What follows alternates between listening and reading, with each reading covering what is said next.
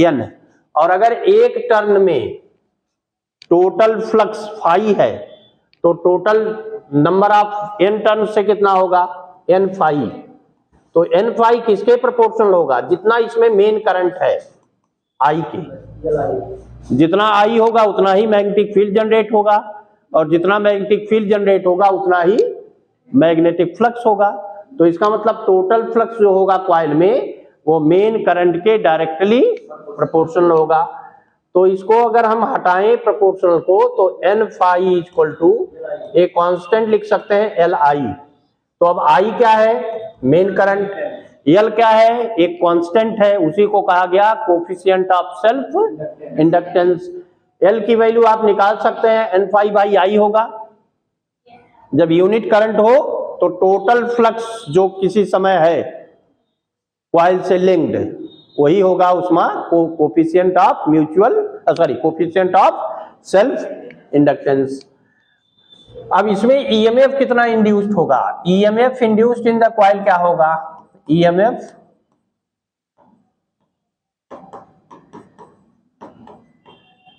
Faraday's law होता है, E equal to minus N D phi by D T, यह है फैराडेज लॉ।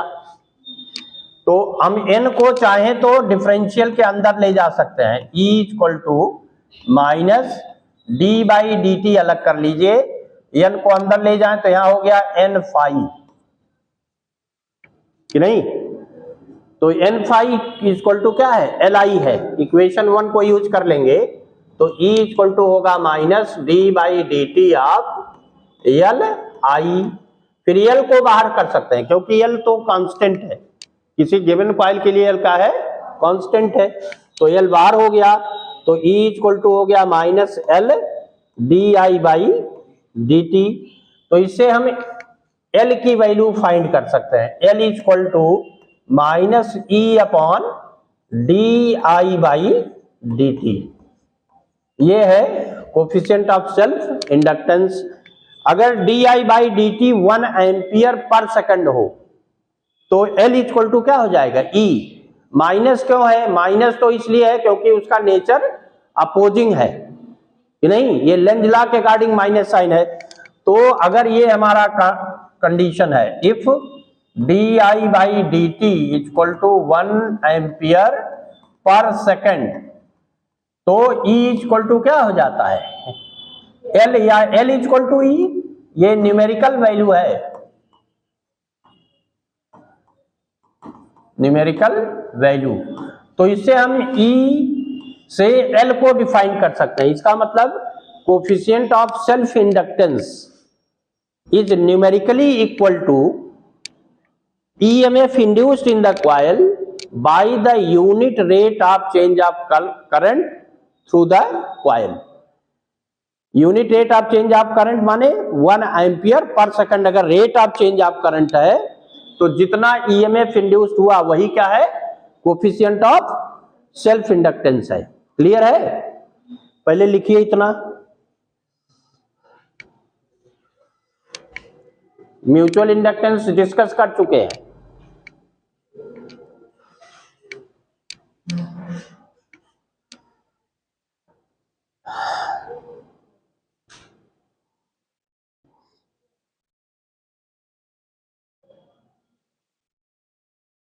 आज योग्यता नहीं आई,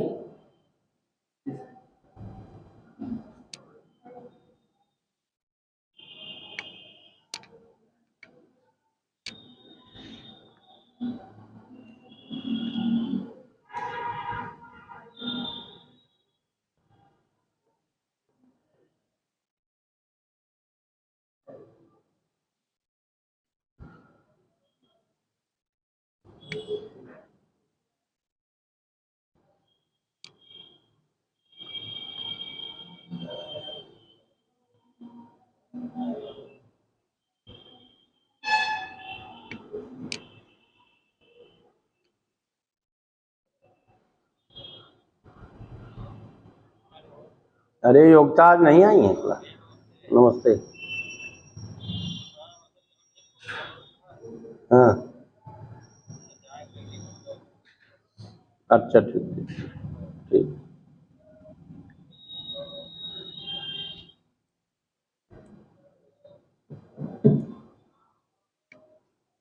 यहां तक हो गया।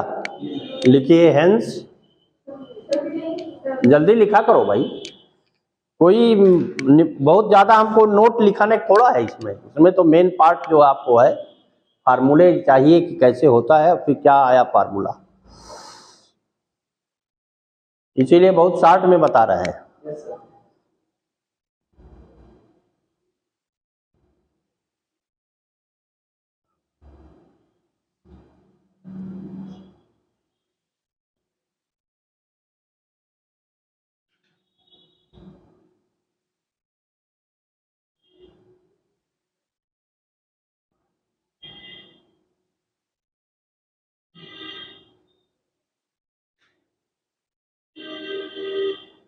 हो गया।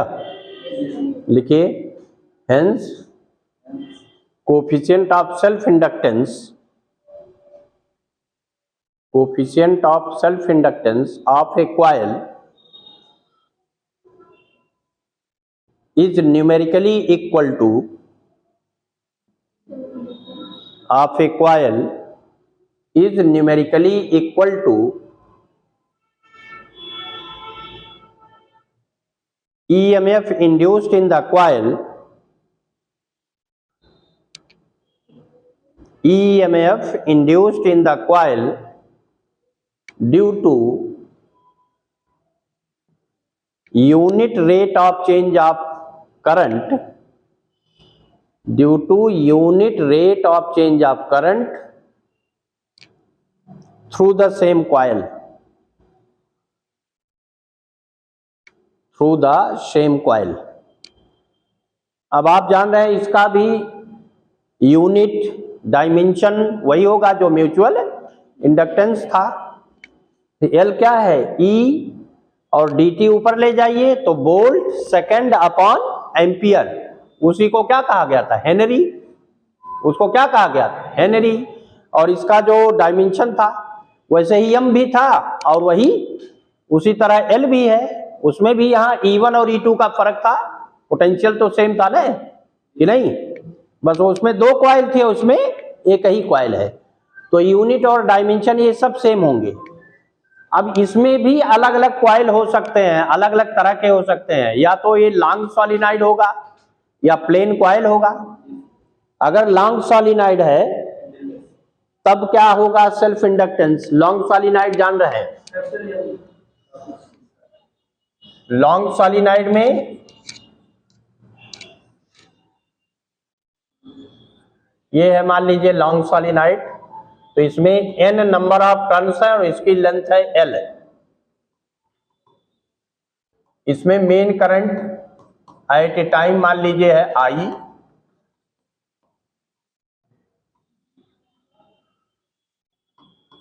I मेन करंट है, तो कितना मैग्नेटिक फील्ड जनरेट हुआ, ये है फॉर लॉन्ग सॉलिनॉइड।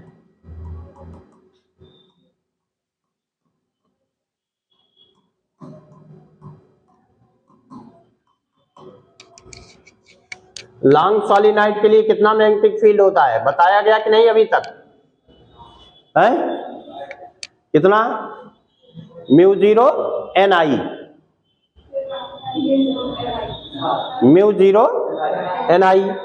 अगर इसमें कोई कोर नहीं है तब, कभी कभी इसमें मैं एक iron core, soft iron core भी रख दिया जाता है, तो उसमें म्यू नॉट नहीं रहेगा, म्यू आर, या मीडियम के लिए म्यू, तो अब ये है म्यू नॉट एन आई, इतना मैग्नेटिक फील्ड होगा। और एन क्या है, number of turns per unit length होता है, तो B इक्वल टू है mu not N by L आई, इतना मैग्नेटिक फील्ड है। कहा, well inside the solenoid, and point को छोड़ करके, एंड पर इसका आधा होता है मैग्नेटिक फील्ड, बताया गया होगा कि नहीं, एंड पॉइंट पर हाफ म्यू नॉट एन आई होगा, और वेल इनसाइड द सॉलिनॉइड अगर है तब ये होता है mu not N I. Total flux कितना होगा? पहले तो फ्लक्स थ्रू ईच टर्न कितना है, देखिए flux through each turn phi equal to B into area, flux यही है ना, पाई बी इंटू एरिया। अब बी कितना है? ये है mu not N by L I area. अब इसका कुछ रेडियस मान लीजिए आर है, या ए के टर्म में चाहे तो ए के टर्म में लिखो, और अगर रेडियस ले लेंगे तो पाई आर स्क्वायर, नहीं तो यहां आप लिख सकते हैं ए। तो इतना फ्लक्स थ्रू ईच टर्न है। अब इसमें एन नंबर ऑफ टर्न्स हैं, तो टोटल फ्लक्स कितना होगा? एन से भी मल्टीप्लाई होगा कि नहीं? टोटल फ्लक्स ये हो जाएगा एन फाई। तो अब कितना आया ये एन फाई? तो एन से भी मल्टीप्लाई हुआ, mu not N by L I into A, और फिर एन से मल्टीप्लाई हुआ तो एन का स्क्वायर हो गया, mu not N square by L into I A. इतना हो गया आपका टोटल फ्लक्स कि नहीं? Mu not N square by L I into A. और टोटल फ्लक्स क्या होता है? एन फाई इक्वल टू होता है एल आई, अभी लिखा था, तो इसको इक्वेट कर लीजिए। एन फाई की वो वैल्यू आई सॉलिनाइड के लिए mu not N square by L I into A, और यहां हो गया एल आई, तो आई और आई कैंसिल हुआ, एल की वैल्यू आ गई, एल इक्वल टू हो गया mu not N square by L into A. ये है लॉन्ग सॉलिनाइड के लिए। ऐसे हमने म्यूचुअल इंडक्टेंस में लिखा था, उसमें N1 और N2 था, A1 और A2 थे रेडियस, और यहां पर A1 था कि नहीं, और उसमें एरिया था A2, और हम स्मॉलर एरिया लेते हैं हमेशा, स्मॉलर रेडियस या स्मॉलर एरिया, क्योंकि जिसमें जो कम होगा उसी में मैग्नेटिक फ्लक्स केवल उतने ही से पास होगा, चाहे वो फर्स्ट कॉइल का हो चाहे सेकंड का हो। इसमें ऐसा कुछ नहीं है, इसमें तो एक ही कॉइल है, तो एन स्क्वायर बाई एल लिखिए। ये सॉलिनाइड के लिए है म्यूचुअल सेल्फ इंडक्टेंस।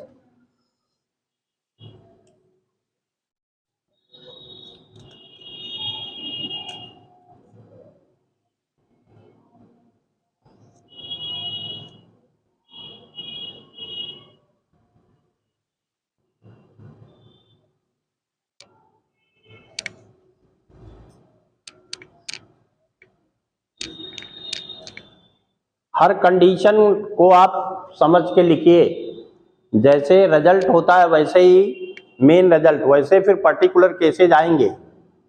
एक और सॉलिनाइड होता है टोराइडल सॉलिनाइड, या टोराइड जिसको कहते हैं, एंडलेस सॉलिनाइड कि नहीं। अगर वैसा हो तब क्या होगा? मान लो एंडलेस सॉलिनाइड है, तब क्या होगा? ऐसे होता है ना, ये मान लो रेडियस आर है, तो इसकी टोटल लेंथ 2 पाई आर हो जाएगा। तो फॉर एंडलेस सॉलिनाइड यही लिख सकते हो, L equal to for endless सॉलिनाइड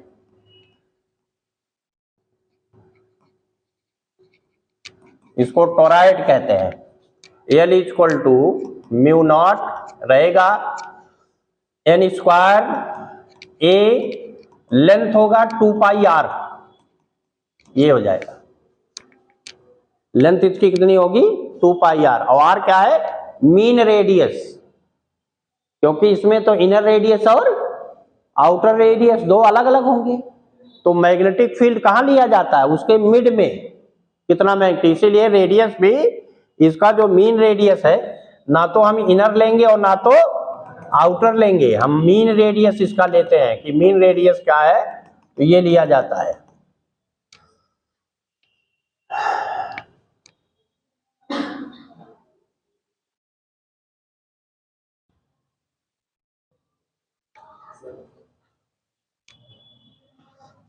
clear है? अगर इसके अंदर कोई कोर है तो उसका म्यू लेंगे, म्यू म्यू नॉट नहीं, म्यू मीडियम का एब्सोल्यूट। हाँ, मटेरियल का अगर कोई मटेरियल है तब लेंगे उसका म्यू नॉट के बजाय म्यू लेंगे। अब दूसरा और क्या हो सकता है? प्लेन कॉइल, सर्कुलर लूप कि नहीं? दूसरा कंडीशन है सर्कुलर लूप के लिए, क्या है? उसको प्लेन कॉइल कहते हैं। फॉर प्लेन कॉइल, ये है सर्कुलर लूप। तो सर्कुलर लूप में भी कई टर्न हो सकते हैं, है ना? और इसका भी कुछ रेडियस होगा। मान लीजिए रेडियस आर है और नंबर ऑफ टर्न्स कितने हैं? n। तो कितना बी होगा? पहले जैसे उसमें मैग्नेटिक फील्ड लिखा था तो बी कितना आएगा सर्कुलर लूप के लिए? Mu not by 2 N I by R. N है नंबर ऑफ टर्न्स, बताया गया होगा। ये होता है mu not by 2 N I by R circular loop के लिए। एन क्यों लिखा है? नंबर ऑफ टर्न्स अगर एन है, अगर सिंगल है तो mu not by 2 I by R या ए, जो भी रेडियस होगा। इतना क्या है? Magnetic field. तो कितना फ्लक्स है? फ्लक्स थ्रू ईच टर्न, उसमें भी ऐसे ही होगा।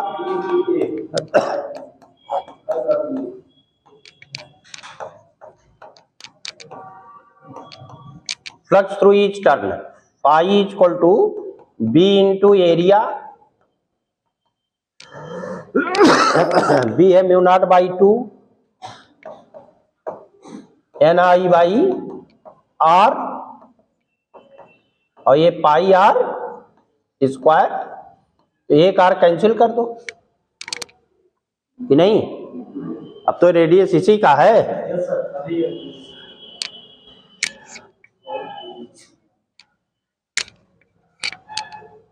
फिर क्या लिख सकते हैं? अब फाई ये आ गया, phi is equal to mu not by 2 N I pi are.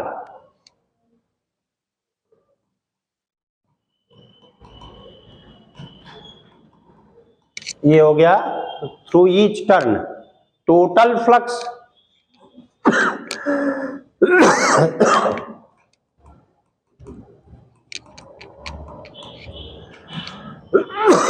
N से मल्टीप्लाई हो जाएगा।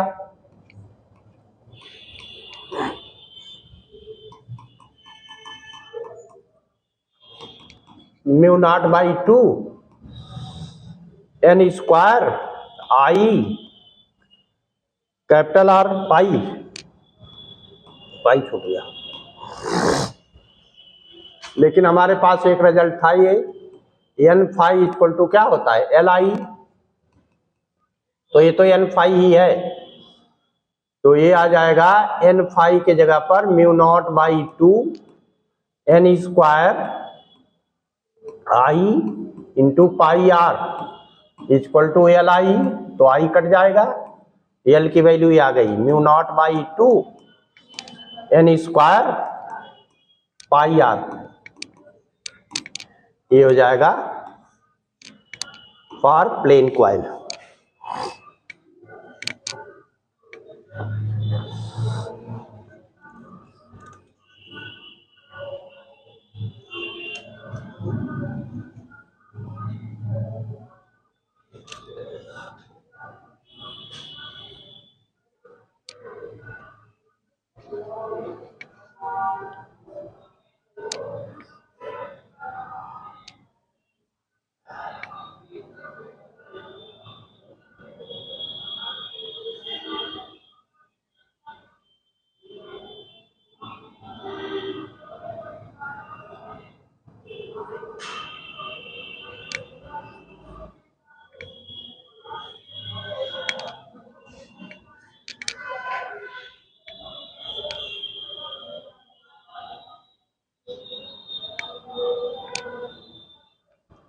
ये सब याद रहना चाहिए, सभी पर रिजल्ट, सभी पर क्वेश्चन पूछे गए हैं, ये भी आप जान लीजिए।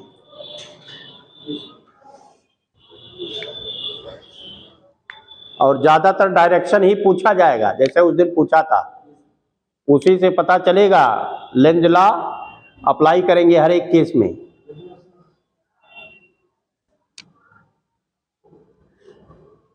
कंपटीशन में इतने आसान सवाल नहीं होते कि मतलब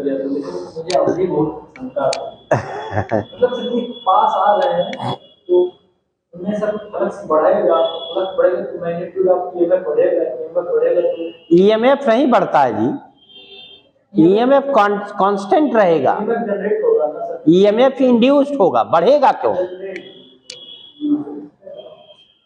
बढ़ेगा क्यों? एक कांस्टेंट ईएमएफ इंड्यूस्ड होगा और वो अपोजिंग नेचर का होगा, जिससे करंट अपोजिट डायरेक्शन में फ्लो करे। अभी फिर एक बार समझ लेना उसको, जब आ गया इतना। तो ये अलग अलग कॉइल के लिए सेल्फ इंडक्टेंस और म्यूचुअल इंडक्टेंस के लिए है।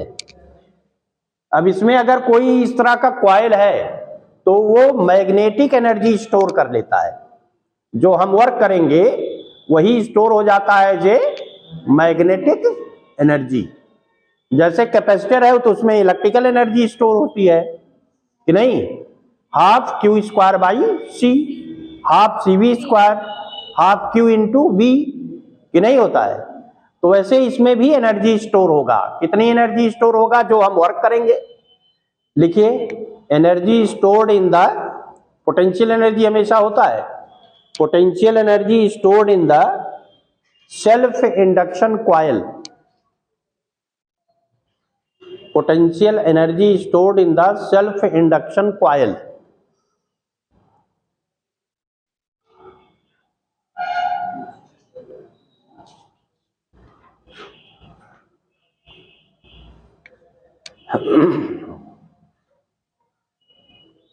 तो क्यों एनर्जी स्टोर होगी? क्योंकि हम जब उसमें चेंज करते हैं फ्लक्स को तो मैकेनिकल वर्क होता है, और मैकेनिकल वर्क की वजह से उसमें एनर्जी, जो वर्क होगा वही एनर्जी के फॉर्म में उसमें स्टोर हो जाता है, और वही है मैग्नेटिक एनर्जी। लिखिए, during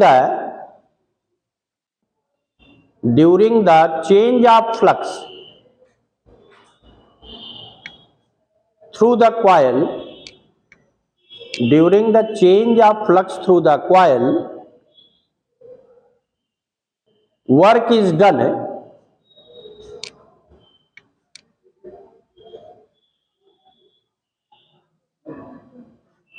to induce the EMF, to induce the EMF. This work done is stored in it as a potential energy.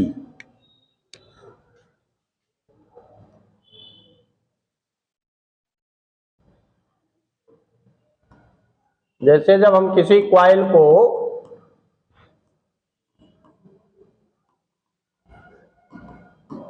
जैसे हमने एक कॉइल ले लिया, अब इसका सेल्फ इंडक्टेंस मान लीजिए है L, तो जब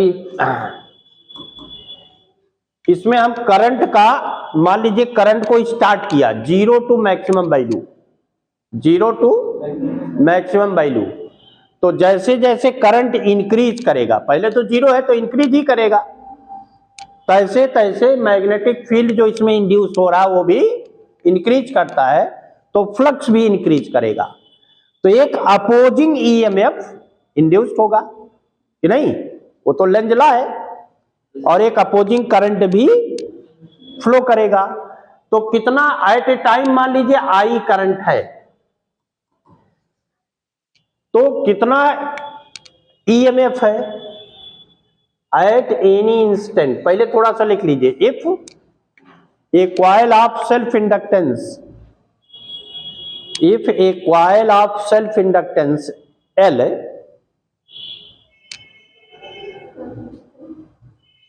if a coil of self inductance L is taken and current changes from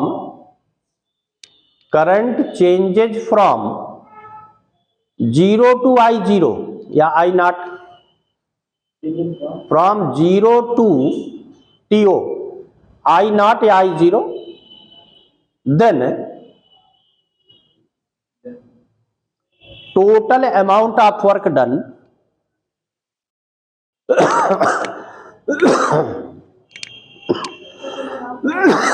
total amount of work done is stored in it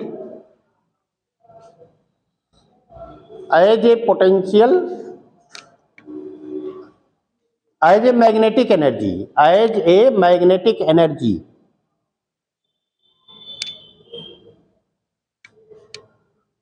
if at any instant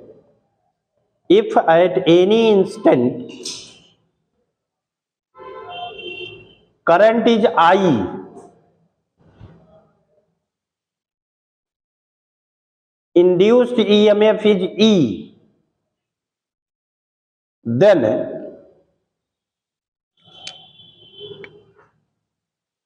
E equal to कितना होगा? E equal to होगा L di by dt। ये हमने numerical value लिया है, minus तो opposing है इसलिए लेते हैं, तो ये क्या है? न्यूमेरिकल वैल्यू केवल ले रहा है।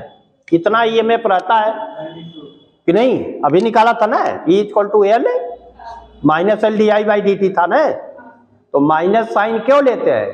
क्योंकि अपोजिंग नेचर है, इसलिए according to Lenz law numerical value क्या है? L di by dt। और जो हमारे पास यूजुअल डिफिनीशन था वो क्या था? E इक्वल टू होता है D W by D Q. ये क्या लिख सकते हैं? D W by D Q कि नहीं? तो ये हो जाएगा L D I by D T. तो डी डब्ल्यू कितना हुआ? Amount of work done. D W equal to ये लिख सकते हैं L D I by D T into D Q. तो इसको मॉडिफाई कर ले, D W equal to L D I अलग कर लिया और D Q by D T लिख दे, यानी ये जो डी टी था डी क्यू के साथ लिखे। तो D Q by D T क्या है? आई है। D Q by D T क्या है? आई है, करंट है। तो ये आ जाएगा D W equal to L, ये हो जाएगा आई और ये होगा डी आई। तो एक इक्वेशन हमको ये मिल जाएगा। अब हम टोटल वर्क डन निकाले, जब करंट 0 से I0 तक इंक्रीज करेगा, तो ये लिख सकते हैं total work done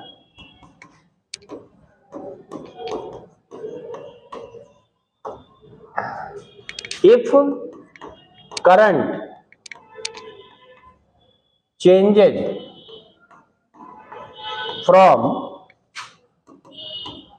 0 to I0, W equal to इसका इंटीग्रल कर लेंगे, W equal to integral of D W. तो इसमें L तो कांस्टेंट है, सेल्फ इंडक्टेंस है ना, वो इंटीग्रल किसका होगा? आई डी आई और limit of integration 0 to I0, current का वेरिएशन है। तो x dx क्या होता है? x square by 2। Integral of x dx क्या है? x स्क्वायर बाई 2, एक पावर बढ़ जाता है। तो ये हो जाएगा I स्क्वायर बाई 2 L, ये हो जाएगा I स्क्वायर बाई 2 और limit of integration 0 to I0। तो ये 1/2 बाहर लिखे L, और पहले अपर लिमिट I के जगह पर I0, तो स्क्वायर माइनस 0 स्क्वायर, तो ये तो 0 हो गया। कितना हो गया? Half L I0 square. तो ये है टोटल वर्क डन, और यही है magnetic energy stored in the coil. तो ये हो जाएगा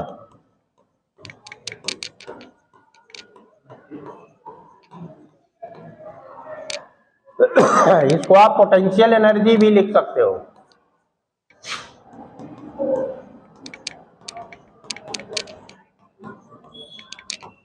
U और B लिख दे, B फॉर मैग्नेटिक, तो ये हो जाएगा half L I nought square, इतना एनर्जी है। हाफ CV स्क्वायर जैसे होता था, किसके लिए? कैपेसिटर के लिए। क्या था? Half CV square. तो वैसे यहां भी है हाफ L, अब वहां V था, यहां I है। B वहां मैक्सिमम वोल्टेज था, यहां I मैक्सिमम करंट था। I नॉट लिखो या I लिखो, अगर I नॉट लिख रहे हैं तो इसका मतलब कि ये मैक्सिमम वैल्यू है। I मतलब इंस्टेंटेनियस करंट, तो जब कभी I करंट है तो हाफ LI स्क्वायर एनर्जी है, और मैक्सिमम करंट जब I0 है तो हाफ LI0 स्क्वायर है। तो इतनी एनर्जी इसमें स्टोर हो जाएगी, किस फॉर्म में? मैग्नेटिक एनर्जी, मैग्नेटिक एनर्जी के फॉर्म में। कैपेसिटर में इलेक्ट्रिकल एनर्जी और इंडक्शन कॉइल में मैग्नेटिक एनर्जी। तो जो मैकेनिकल वर्क था वही मैग्नेटिक एनर्जी के फॉर्म में स्टोर हो गया। लिखिए यहां तक फट से।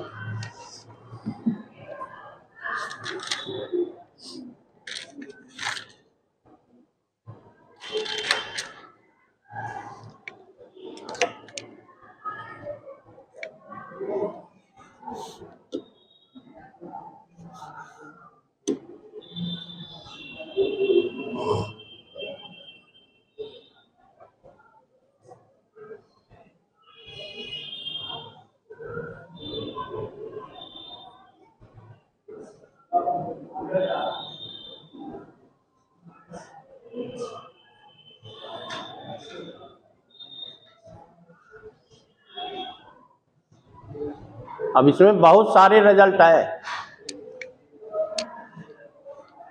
रिमार्क लिखिए,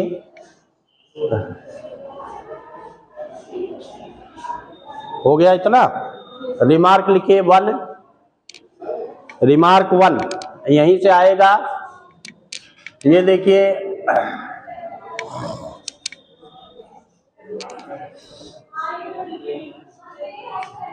LI nought square, LI nought square equal to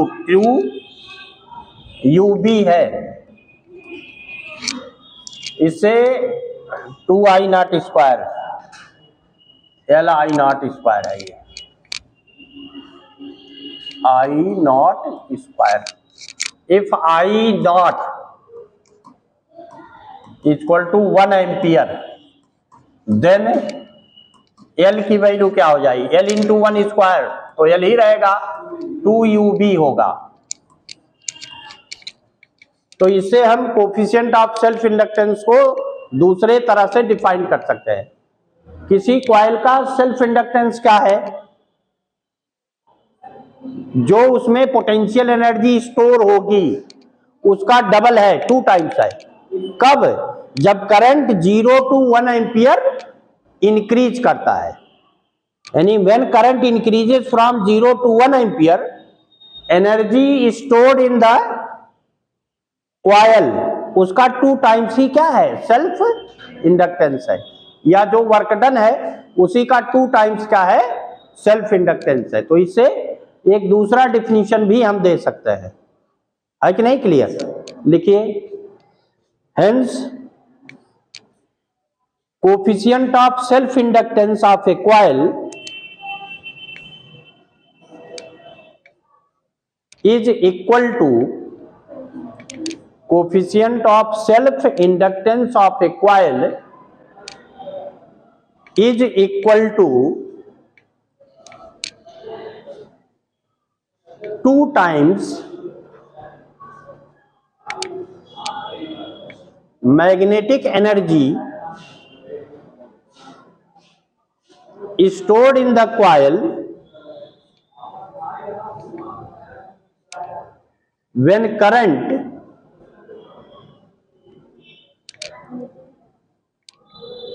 stored in the coil when current increases from 0 to 1 ampere, 0 to 1 ampere.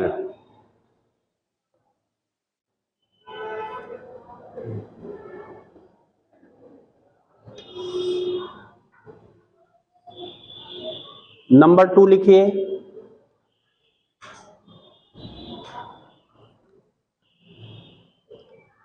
हमारे पास एक रिजल्ट पहले था, काइनेटिक एनर्जी किसी बॉडी का, अगर कोई मूविंग बॉडी है तो उसमें के कितना होता था, के इक्वल टू होता था हाफ एम वी स्क्वायर,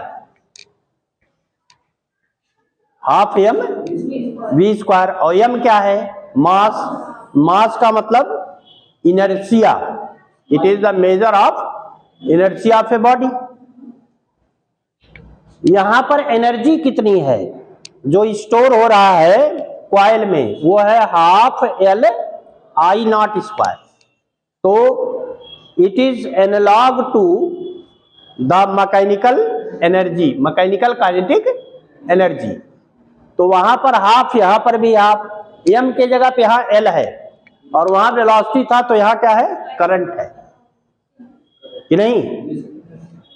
तो वहां कितना इंक्रीज ऑफ काइनेटिक एनर्जी, अगर 0 टू v बॉडी का वेलोसिटी चेंज हो फ्रॉम 0 टू v, तो कितना एनर्जी गेन होता है, k equal to half M V square. तो वैसे यहां जब करंट 0 टू I0 इंक्रीज कर रहा है तो कितनी एनर्जी स्टोर हो रही है, हाफ एल आई स्क्वायर। इसका मतलब एल, जैसे वहां पर वो इनर्शिया था तो ये इलेक्ट्रिकल एनर्शिया है कॉइल का, L is the electrical inertia of the coil. तो लिखिए since it is most similar to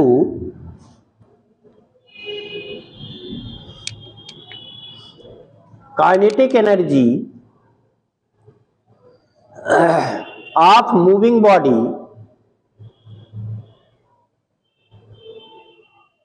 kinetic energy of moving body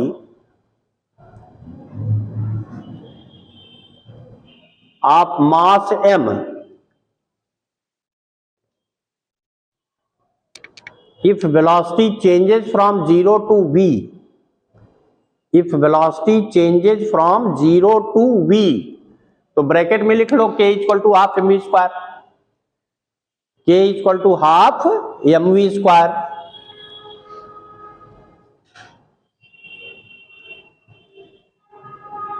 Then we can say that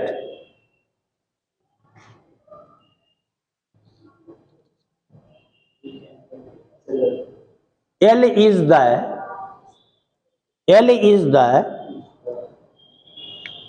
electrical inertia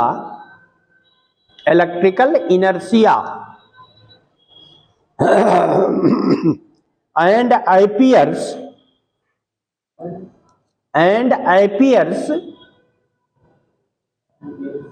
growth and decay,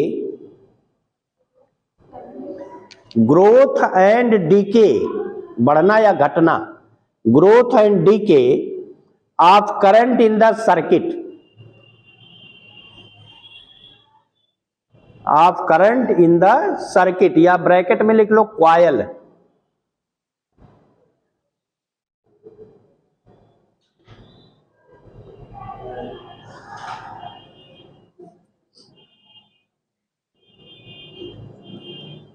third लिखिए, third लिखो,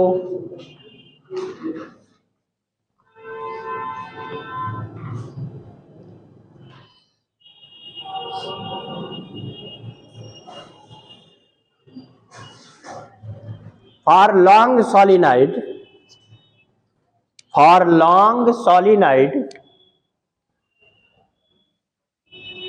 L हमने कितना निकाला था, L equal to mu not N square by L into area, यही तो निकाला। For long solenoid ये लिखो, L equal to mu nought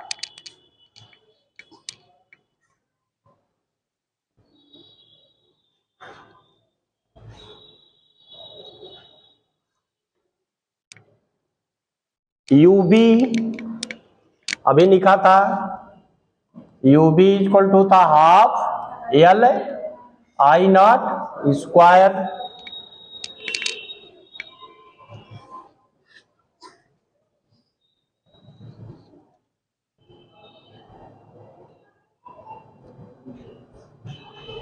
तो ये हो जाएगा हाफ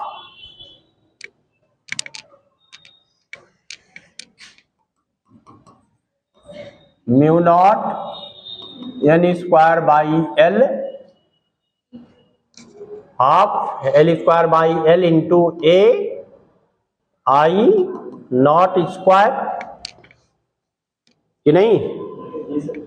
अब इसको हम ऐसे लिख सकते हैं, देखिए एन बाई एल का स्क्वायर लिख दें, तो यहां लिख दिया हाफ, ध्यान से देखिए क्या लिख रहा है, mu not N by L का स्क्वायर, तो इसका मतलब ये एल बढ़ गया, ऊपर एन स्क्वायर था, नीचे केवल एल था, नीचे भी एल का स्क्वायर हो गया, तो इसका मतलब ऊपर ए इंटू एल लिख दे और इंटू आई नॉट का स्क्वायर, तो यही तो यूबी है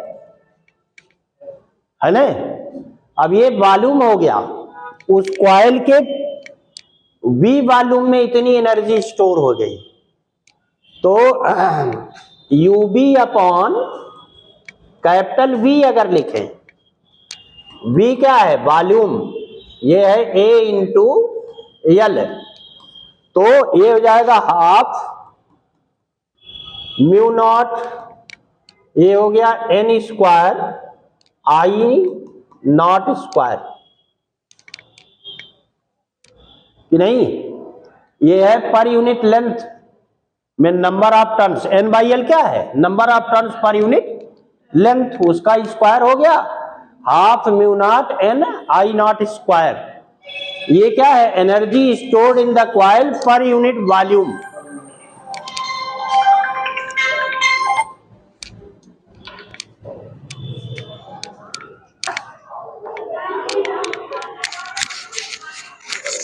हेलो, हाँ पढ़ा रहे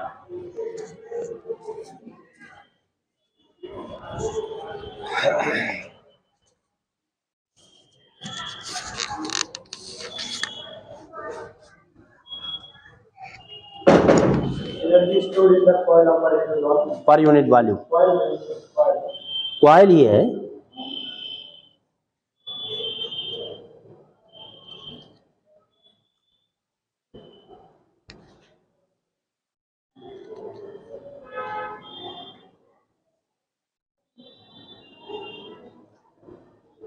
अब बी कितना था, बी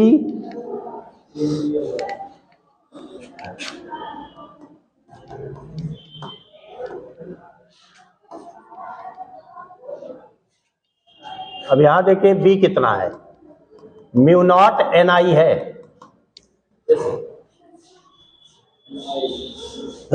तो जब करंट आई था तब आई था म्यू नॉट, जब करंट आई नॉट होगा तो म्यू नॉट एन आई होगा। तो ये देखिए इसका स्क्वायर नहीं है, तो यहां पर ऐसे लिख दे रहे हैं, यहां देखो ये इसका स्क्वायर नहीं है ना, इसका भी स्क्वायर है, इसका भी स्क्वायर है, तो अगर हम b का स्क्वायर लिखते हैं तो b स्क्वायर कितना हुआ, म्यू नॉट स्क्वायर हो गया, एन स्क्वायर हो गया, आई नॉट स्क्वायर हो गया, तो यहां म्यू स्क्वायर नहीं है तो डिवाइड कर दे तो स्क्वायर हो जाएगा। तो इसको ऐसे लिख दे रहे हैं, देखो म्यू नॉट स्क्वायर या म्यू नॉट केवल लिख दे, म्यू नॉट एन आई लिख दे, एन आई नॉट इसका whole square upon mu nought, तो ये यू स्मॉल यू भी लिख सकते हो, energy store per unit volume, तो स्मॉल यू भी कितना आ गया, ये हो गया capital B square upon 2 mu not.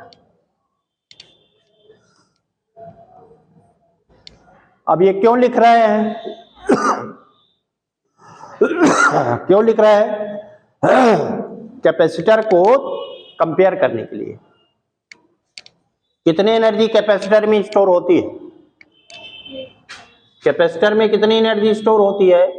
Yui कितना होता है? हाफ, नहीं, जो पैरेलल प्लेट कैपेसिटर का निकालते हो, हाफ एप्सिलॉन नॉट, हाफ के एप्सिलॉन नॉट, नहीं, हाफ के एप्सिलॉन नॉट ई स्क्वायर होता है ना। के क्या है? Dielectric constant for air medium, for air के इक्वल टू 1 होता है। तो हम पर यूनिट वॉल्यूम यू ई कितना लिखते हैं? यू भी नहीं, you E, electrical energy store in the capacitor कितना रहता है? ये होता है half epsilon not E square. जरा इसको और इसको कंपेयर करो, वहां था हाफ, यहां भी हाफ, वहां ई स्क्वायर है, इलेक्ट्रिक फील्ड इंटेंसिटी यहां बी स्क्वायर है, वहां एप्सिलॉन नॉट था, यहां डिवाइडेड बाय म्यू नॉट है, मल्टीप्लाई नहीं है, वहां मल्टीप्लाई होता है, यहां डिवाइड होता है। तो इसी तरह का रिजल्ट है कि नहीं? बिल्कुल सिमिलर, जो वहां था वही यहां पर भी है। जो वहां पर हाफ सी वी स्क्वायर था, यहां पर हाफ सी के जगह पर एल है और वी के जगह पर आई नॉट का स्क्वायर है। तो वही इसी तरह, इसीलिए हमने उसको लिखा जिससे उसको हम कंपेयर कर सके। तो इससे थोड़ा कंपैरिजन रहेगा तो याद रहेगा कि वहां बस केवल अंतर क्या था, वहां पर मल्टीप्लाइड था। बहुत सारे थे ऐसे रिजल्ट जिसमें कहीं मल्टीप्लाई है मैग्नेटिक में तो करंट में डिवाइड है, म्यू नॉट डिवीजन में है तो वहां मल्टीप्लिकेशन में है एप्सिलॉन नॉट, है ना। तो वैसे यहां पर भी है, लिखिए इतना।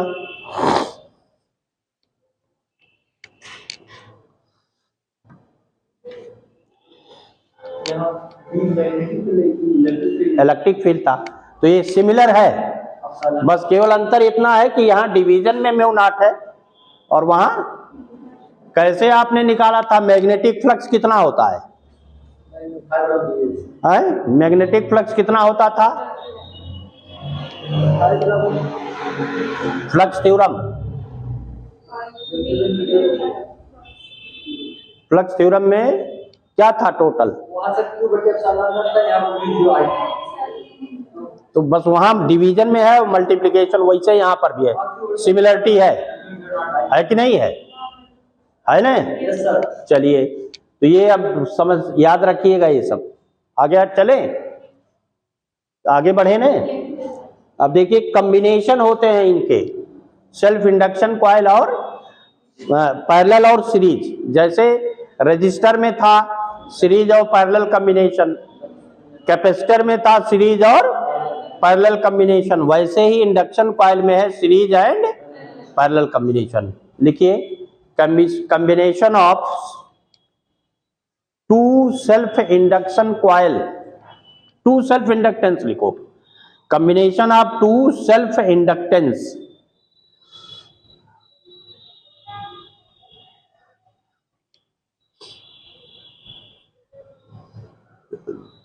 तो दो कॉम्बिनेशन है इसमें भी, जैसे सीरीज और पैरेलल वहां था वैसे सीरीज और पैरेलल यहां भी है। तो लिखिए नंबर 1 सीरीज कॉम्बिनेशन। तो सीरीज कॉम्बिनेशन में भी दो तरह का हो सकता है। पहला ये देखिए, पहला एक कॉइल ये है और फिर दूसरा कॉइल भी ऐसे ही हो, एक ही जैसे है। करंट का डायरेक्शन जब भी आएगा तो दोनों में सेम मैनर का करंट होगा, इसमें भी ऐसे ही जाएगा करंट,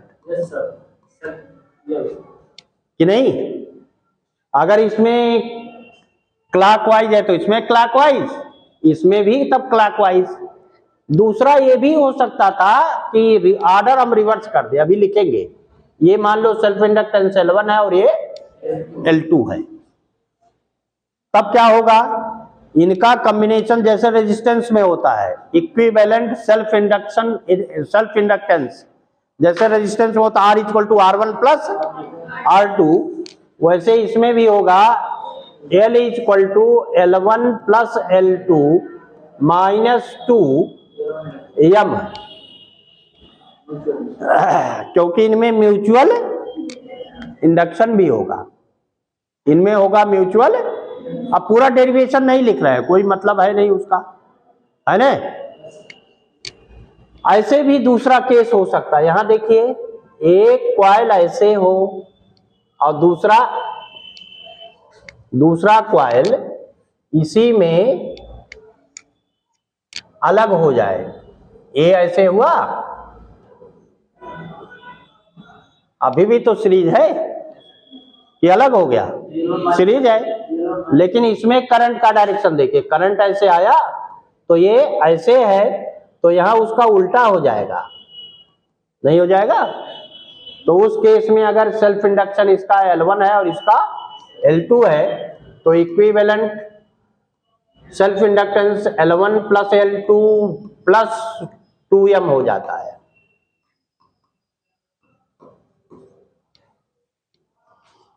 तो इसका मतलब हम अगर दोनों केस ले तो ये लिख सकते हैं, फॉर सीरीज कॉम्बिनेशन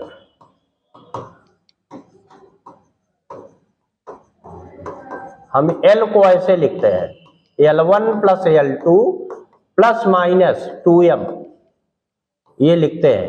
अगर ये पास पास है तब, अगर दो कॉइल पास पास में है तो उनमें म्यूचुअल इंडक्शन भी होगा। लिखिए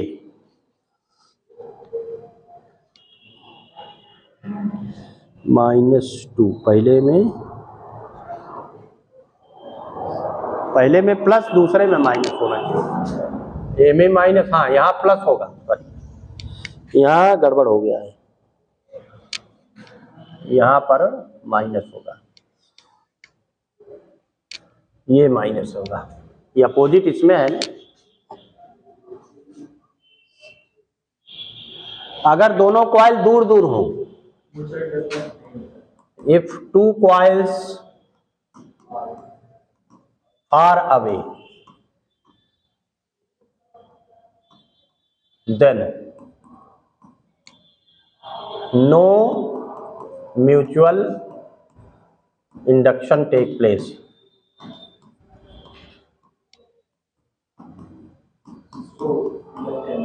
देन L इक्वल टू होगा L1 प्लस L2, तब ये हो जाएगा।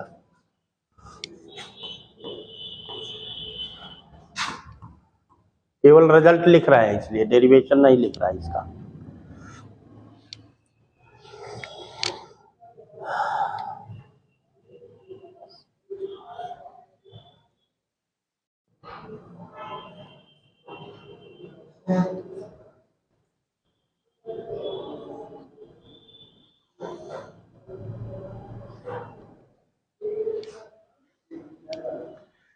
जैसे रेजिस्टेंस होता है बिल्कुल उसी तरह जोड़ेंगे इंडक्टेंस में, है ना। रेजिस्टेंस और इंडक्टेंस का सेम होता है। दूसरा है पैरेलल कॉम्बिनेशन।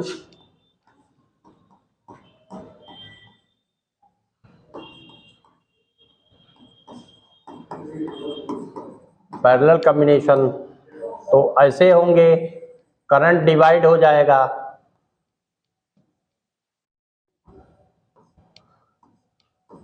ये है L1 और ये है L2।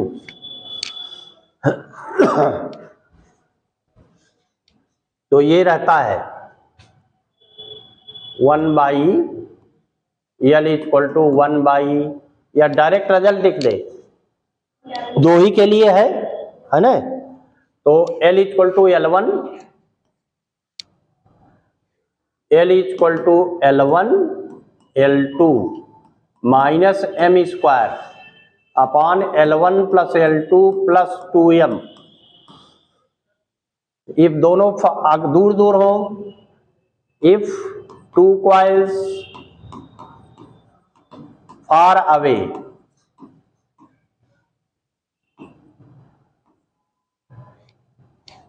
If two coils far away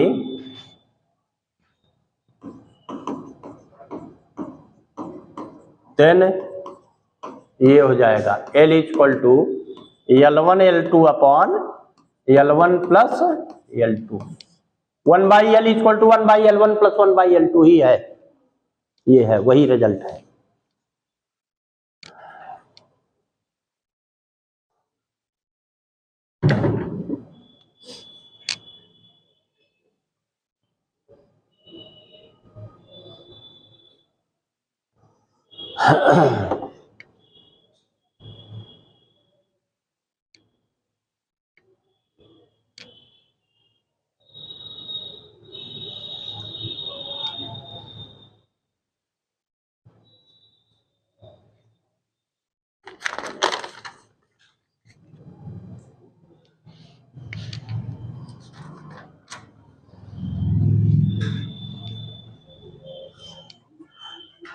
तो बस ये याद रखेंगे कि जैसे सीरीज और पैरेलल होता है रेजिस्टेंस का, वैसे ही है सीरीज और पैरेलल इंडक्टेंस का, लेकिन कब? जब वे दूर दूर हों, जब फार अवे हैं, नहीं तो उसमें म्यूचुअल इंडक्शन भी होगा। जनरली फार अवे का ही रहेगा।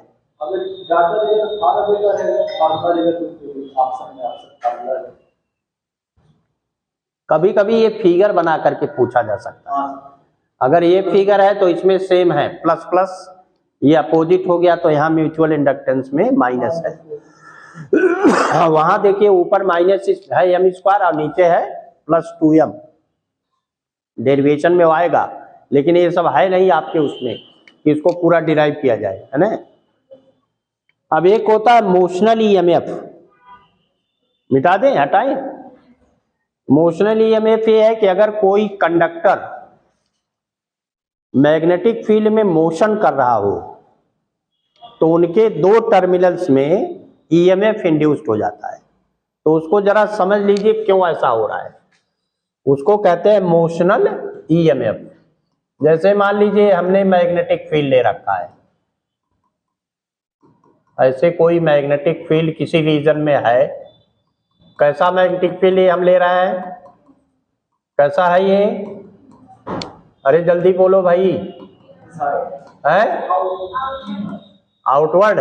कॉपी में कैसा है? आपके कॉपी में बनाते हो ना, तो ये कैसा है?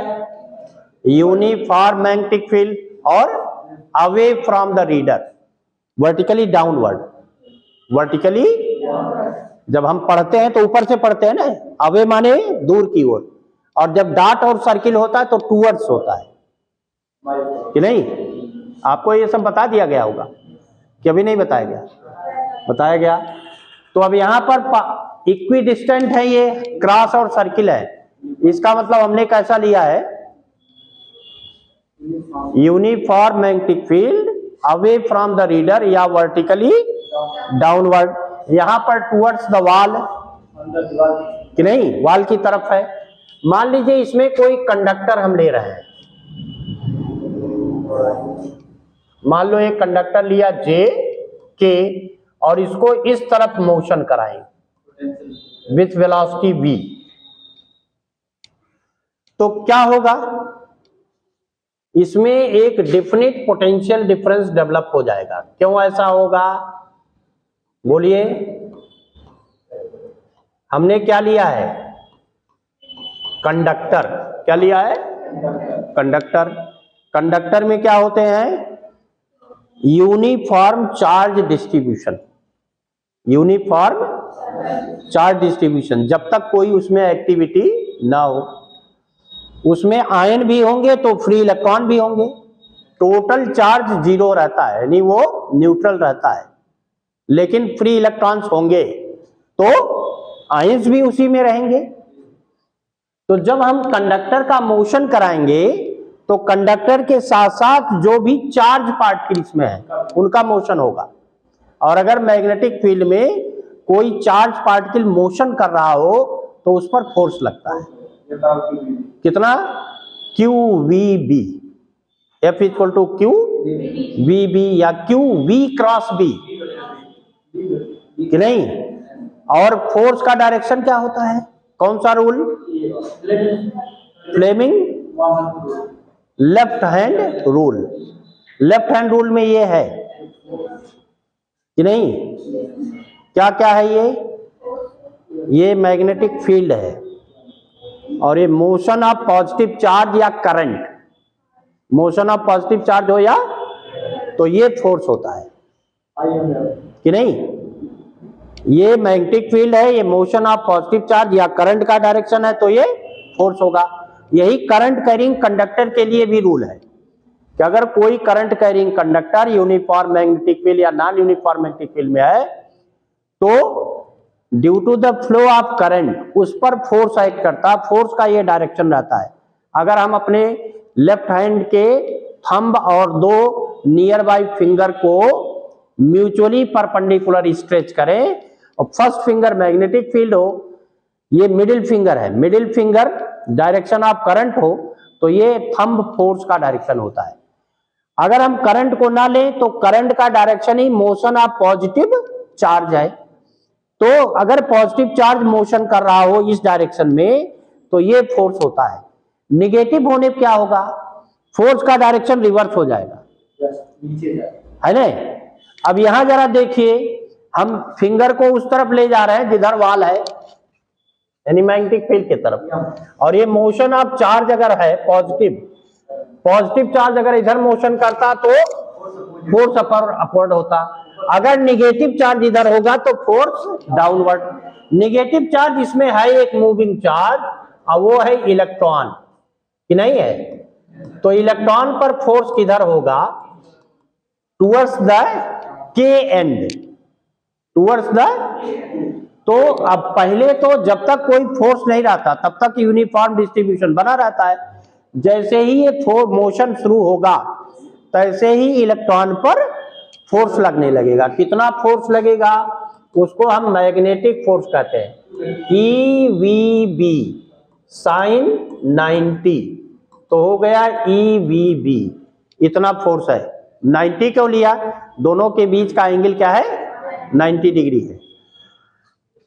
तो इतना फोर्स कहां लगा? टुवर्ड्स द के एंड। तो जैसे ही इलेक्ट्रॉन पर फोर्स स्टार्ट हुआ उनका मोशन होने लगेगा। इलेक्ट्रॉन नीचे की तरफ मोशन करेगा तो यहां पर पहुंच सकता है, कि नहीं?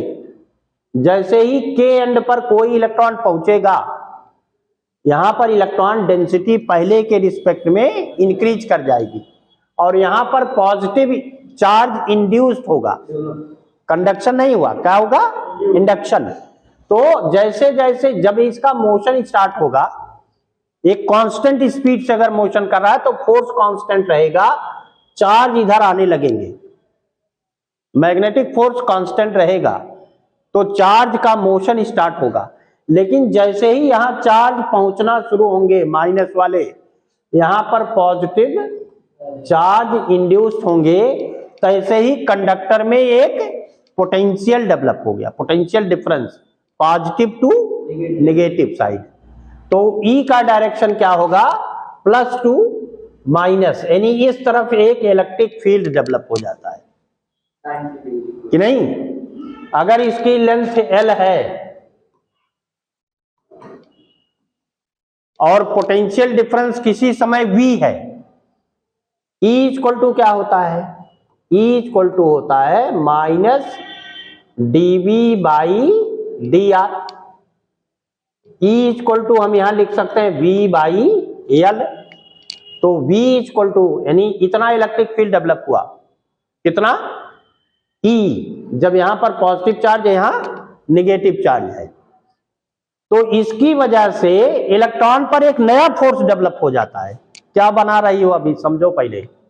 इलेक्ट्रॉन पर एक नया फोर्स डेवलप होगा, उसको कहेंगे इलेक्ट्रोस्टैटिक फोर्स, और वो होता है Fe मान लो, तो ये होता है Q इंटू ई, तो E इंटू ई होगा। Q की जगह क्या है? यहाँ इलेक्ट्रॉन है, तो E into capital E. E electron का चार्ज है, कैपिटल ई फील्ड इंटेंसिटी है। तो जब ये कांस्टेंट स्पीड से हम इसका मोशन कराएंगे तो ये तो फिक्स रहेगा, लेकिन ये वेरी करेगा ई की वैल्यू। क्यों? जैसे जैसे चार्ज नीचे आने लगेगा तैसे तैसे यहाँ पर चार्ज का इंडक्शन बढ़ता जाएगा और net force on the electron घटता जाएगा। क्यों घटेगा? क्योंकि मैग्नेटिक फोर्स नीचे लगेगा और इलेक्ट्रोस्टैटिक फोर्स ई के अपोजिट लगेगा। क्यों? क्योंकि नेगेटिव चार्ज है, तो इलेक्ट्रोस्टैटिक फोर्स ऊपर लगेगा। तो इसका मतलब मूविंग चार्ज पर ये मैग्नेटिक फोर्स है, तो इधर लग रहा है इलेक्ट्रोस्टैटिक फोर्स, और ये तो कांस्टेंट है लेकिन ये वेरी कर रहा है। जैसे जैसे यहाँ चार्ज आता रहेगा तैसे तैसे ई की वैल्यू बढ़ती रहेगी। एक सर्टेन इस चीज में दोनों इक्वल हो जाएंगे। कौन सा? ये फोर्स और ये फोर्स। तो जैसे इक्वल हो गया तैसे ही नेट फोर्स 0 हो जाएगा और रीडिस्ट्रीब्यूशन क्या हो जाता है? स्टॉप, तुरंत बंद हो जाएगा। उस कंडीशन में क्या बनेगा? Fe क्या है? वो Fm के इक्वल हो जाता है। उस कंडीशन में ये Fe ये है E इंटू ई, और ये क्या हो गया? EVB, तो E कैंसिल हुआ, इसको हम L से मल्टीप्लाई कर दे, E इंटू L, तो यहां हो गया VBL, और E इंटू L ही क्या है? E इंटू L क्या है? V है, पोटेंशियल डिफरेंस। तो इसमें जो पोटेंशियल डिफरेंस हो गया वो है VBL। इसको कहते हैं मोशनल EMF। कोई भी कंडक्टर अगर मोशन कर रहा हो विथ यूनिफॉर्म स्पीड V और उसकी लेंथ L है, मैग्नेटिक फील्ड के परपेंडिकुलर वो अगर मोशन कर रहा है तो उसमें कितना पोटेंशियल डिफरेंस डेवलप होता है? VBL। इसको फैराडेज ने अपने एक्सपेरिमेंट में प्रूव भी किया। फैराडेज ने एक्सपेरिमेंटली प्रूव किया था इसको, कि नहीं? उन्होंने flux, rate of change of flux calculate करके और फिर दिखाया कि मोशनल EMF और rate of change of flux में क्या रिलेशन बनेगा। तो थोड़ा सा लिखिए, इफ मोशनल EMF, यही है इसी का मोशनल EMF लिखो, मोशनल EMF। अगर ये किसी यू टाइप के कंडक्टिंग फ्रेम पर है तो करंट भी फ्लो करने लगेगा, है ना? जो उन्होंने एक्सपेरिमेंट किया था उसमें एक ऐसे क्लोज लूप ले लिया था, उस पर कंडक्टर का मोशन कराया था। सर्किट बंद रहेगा, क्लोज सर्किट रहेगा तो करंट भी, क्योंकि इलेक्ट्रॉन रुकेगा तब नहीं, तब मोशन करने लगेगा और करंट फ्लो करेगा। लिखिए, इफ एक conductor of length small l moving,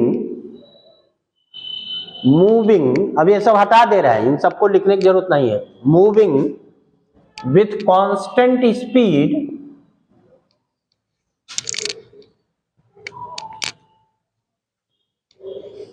in uniform magnetic field capital B,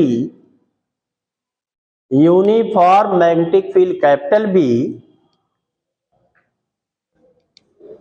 perpendicular to it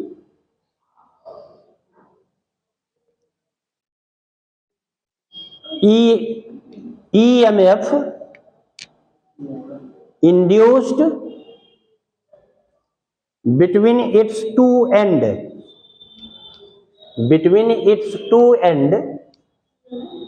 EMF induced between its two end।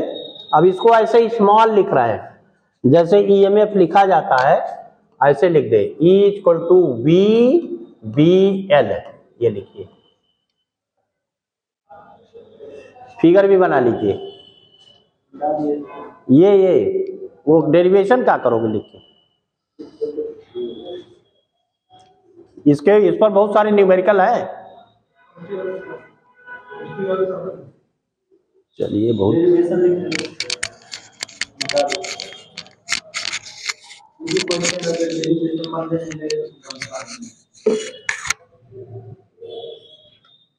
चलो अगले दिन लिख देंगे, ठीक है।